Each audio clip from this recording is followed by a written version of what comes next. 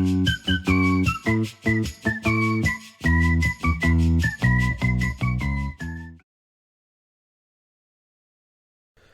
up everybody, and welcome back to my final video of the season. Mixed emotions about this because one, I'm kind of glad the season's over because my season has been awful for an FPL stance. On the other hand, I hate it when the season's finished because what am I going to do this summer, because there's no Euros and there's no World Cup, so no football, so I'm going to have to just sit there and just detox for a bit, I guess. But yeah, anyways, Game week 38 then, I've got one free transfer for this game week, but I'm going to make two transfers it looks like. I haven't made them just yet because I'm still waiting on the news of Isaac, but once we got all that sorted, there's two transfers that I want to make, so I will be taking a -4 hit for the final game week of the season. But before we reveal all that, let's talk about game week 37, where, to be fair, I had a pretty decent game week. So I scored 75 points, as you can see, overall. I could have scored even more if, let's say, Man City didn't concede at the end of their game, or if I started, Colwell, or if my captaincy was anybody else other than well, obviously Diaz as well, but if anybody else other than Beto. I could not believe that, but I'll talk about that a bit later. But yeah, overall though, really happy with that. My game week rank was 71,292, so that goes to show you how good my game week was. I got a nice big green arrow, just what I needed, so I'm now almost at the 500,000 mark now. It's the best I've been since game week 1, I think. That's how bad my season went. I had a decent start. By game week 3, I was in the top 1 million comfortably, and then it just went downhill since then. And yeah, hopefully game week 38 finished on a high, but yeah, last few game weeks have been kind to me. But let's talk about it then, shall we? So in goal, in the end, I decided to go for Nick Pope. I did actually have Verbruggen as my original goalkeeper, just because he's playing a Liverpool side who, let's face it, they're on their hollybobs, but they still managed to score 2 goals against them, so thankfully I did not go for him. Instead, I did go for Nick Pope, who I did also concede, they lost 1-0, but he did get a save point, so I got a 3 out of him. My back line then, so Colwell was on my bench. He obviously got the clean sheet against United, so I missed out on those 6 points, and Trippier out injured. Looks like he won't be in my team again now for the rest of the season. So that leaves me then with my 3 starting defenders, and that consisted of Milivenkovic, who, outstanding performance from him, getting 8 points against West Ham. Obviously you can see the goal, but he did score, I mean it was a lucky goal, but he did score a goal against West Ham, so definitely be taking those 8 points there, happy with that. Ruben Diaz, very unfortunate against Bournemouth. They looked like they could have got the clean sheet comfortably, but they didn't. So in the end, against 6, he got 2. And then Konza, one of probably the 2 players that got me this big green arrow, of course, because he's less than 10% owned. And he got a bag full of points against Spurs.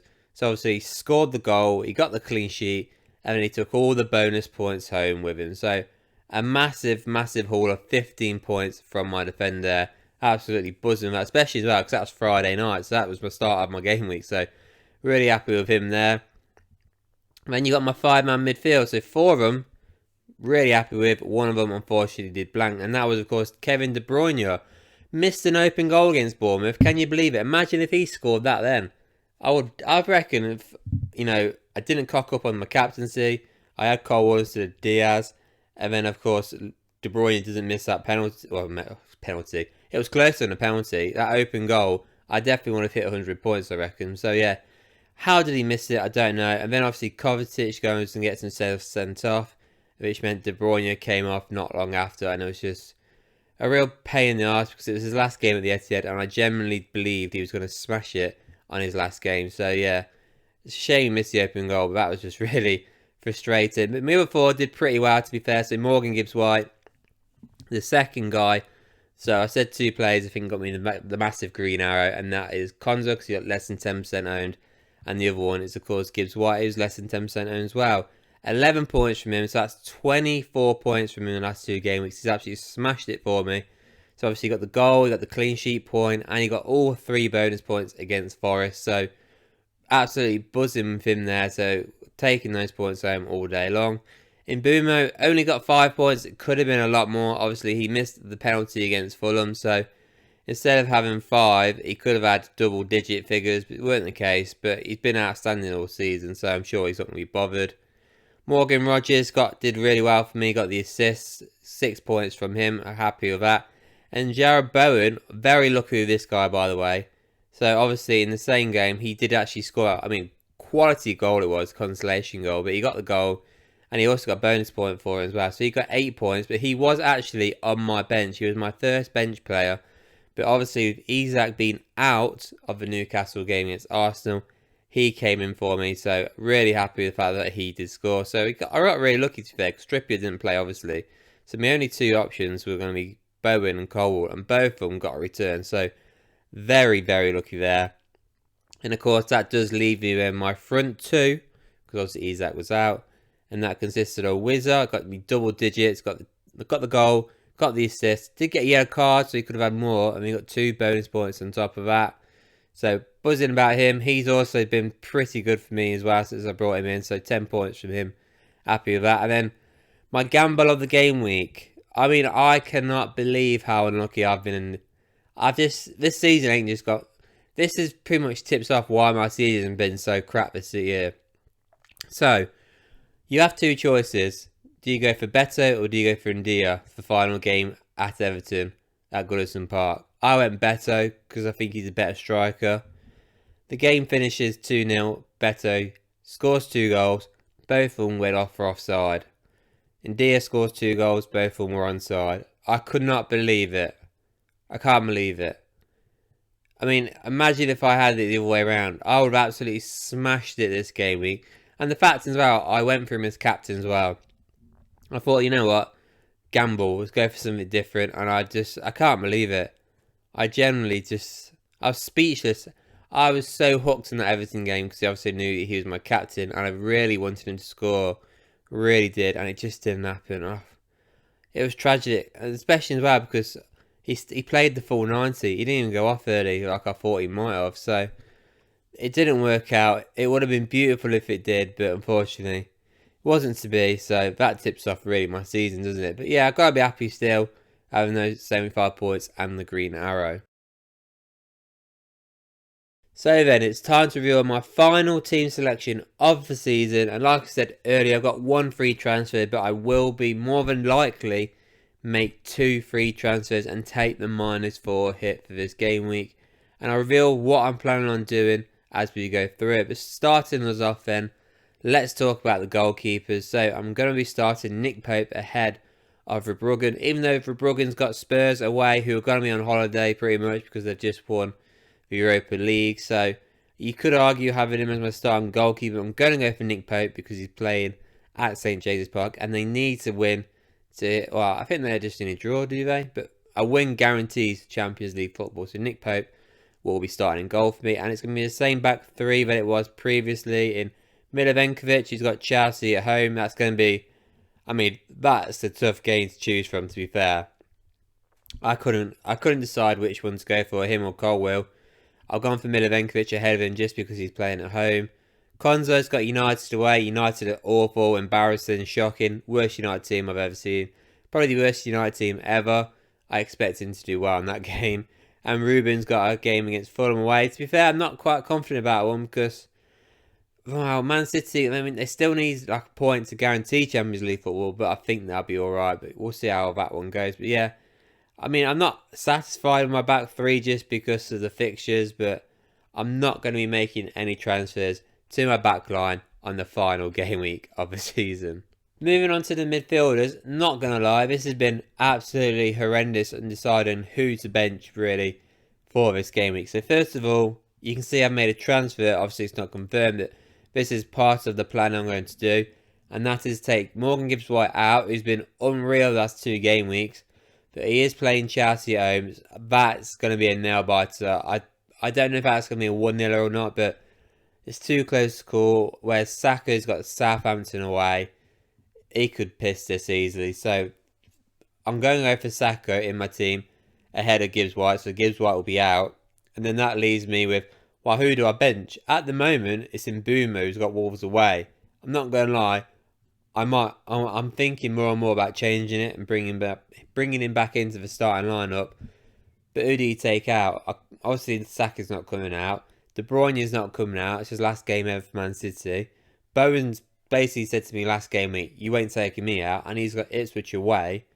So then it just leaves Morgan Gibbs White, who's got United away. I don't know if that's a good fixture or not, because United have just been embarrassed in the Europa League.